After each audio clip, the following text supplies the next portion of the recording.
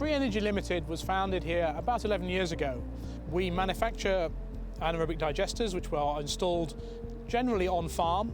It's a reprocessing plant. What we do is we bring in these organic materials, farm slurries, farm wastes, and we break them down into fertiliser, and in doing that, methane gas is released, and that methane gas we run through generators and generate electricity.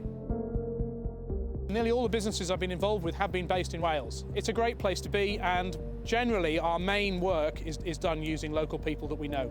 It works well that way, and I have local specialists for doing pipe work, and I have an extremely good boat builder who's based in Carnarvon who builds our digester roofs. They do an extremely good job and make an extremely good product.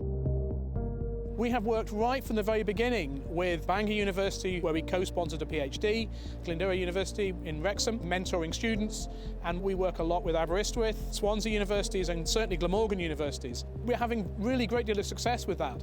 We're now working with a major project out in India to do with pollution abatement over there, and it is a direct spin-off from the work that we've done with the universities. Some of the research projects we've partnered with them has come from that. One of the benefits of being in Wales is that you have very easy contacts to the policymakers, to our elected representatives.